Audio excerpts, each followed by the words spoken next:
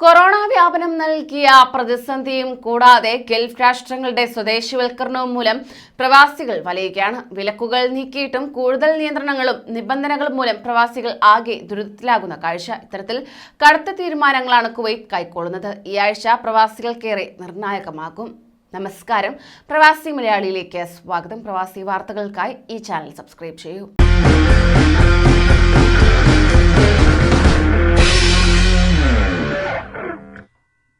കുവൈറ്റിൽ 60 വയസ്സ് കഴിഞ്ഞ ബിരുദമില്ലാത്ത പ്രവാസികളുടെ തൊഴിൽ പെർമിറ്റ് പുതുക്കലുമായി ബന്ധപ്പെട്ട് man power authority director board ഈ ആഴ്ച പ്രത്യേക യോഗം ചേരുന്നതായി റിപ്പോർട്ട്. വിഷയത്തിൽ നേരത്തെ അതോറിറ്റി കൈക്കൊണ്ട തീരുമാനത്തിന് നിയമസാധുതയില്ലെന്ന ഫത്വ നിയമനിർമ്മാണ സമിതിയുടെ വിലയിരുത്തലിന്റെ പശ്ചാത്തലത്തിലാണ് പ്രത്യേക യോഗം ചേരാൻ തീരുമാനിച്ചിരിക്കുന്നത്.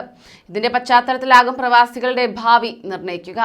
അതായത് 60 വയസ്സ് കഴിഞ്ഞ സർവകലാശാല ബിരുദമില്ലാത്ത സ്വദേശികൾക്ക് തൊഴിൽ പെർമിറ്റ് പുതുക്കി നൽകില്ലെന്ന മാൻ പവർ അതോറിറ്റിയുടെ തീരുമാനം നിയമപരമായി നിലനിൽക്കില്ലെന്ന് കഴിഞ്ഞ ദിവസം കുവൈറ്റ് മന്ത്രിസഭയിലെ ഫത്വ നിയമനിർമ്മാണ സമിതി വ്യക്തമാക്കിക്കൊണ്ട് രംഗത്തെത്തിയിരുന്നു.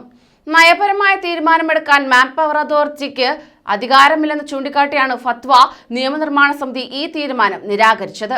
ഈ പശ്ചാത്തലത്തിലാണ് man power authority director board ചെയർമാനും വാണിജ്യ വ്യവസായ മന്ത്രിയുമായ അബ്ദുള്ള അൽ സൽമാൻ ഡയറക്ടർമാരുടെ യോഗം വിളിച്ചിരിക്കുന്നത്. അതോറിറ്റിയുടെ മുൻ ഉത്തരവ് പിൻവലിക്കുന്നതുൾപ്പെടെയുള്ള കാര്യങ്ങൾ യോഗം ചർച്ച ചെയ്യുമെന്നാണ് കുവൈറ്റിലെ പ്രാദേശിക മാധ്യമങ്ങൾ റിപ്പോർട്ട് ചെയ്യുന്നത്. ഇത് സംബന്ധിച്ച് ഗസറ്റ് വിജ്ഞാപനം വരുന്നതുവരെ നിലവിലെ നിരോധനം നിലനിൽക്കുമെന്ന് അതോറിറ്റി കഴിഞ്ഞ ദിവസം അറിയിപ്പ് നൽകിയിരുന്നു.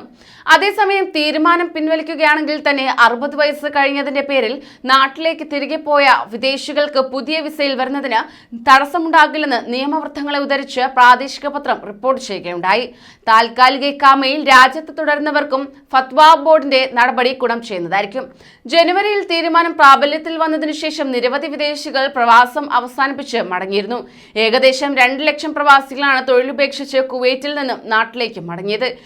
വിലക്കുകൾ നീളുന്നതും ഇത്തരത്തിൽ പ്രവാസികൾ മടങ്ങുന്നതും കുവൈറ്റിൽ തൊഴിലാളി ക്ഷാമം രൂക്ഷമാകുന്നതിന് കാരണമായി. എന്നിരുന്നാൽ തന്നെയും കടുത്ത നിയന്ത്രണങ്ങളാണ് കുവൈറ്റ് ഏർപ്പെടുത്തി വരുന്നത്. ഇത് പ്രവാസികളെ കൂടുതൽ ദുരിതത്തിലാക്കുന്നുണ്ട്. കൂടുതൽ പ്രവാസി വാർത്തകൾക്കായി ഈ ചാനൽ സബ്സ്ക്രൈബ് ചെയ്യും.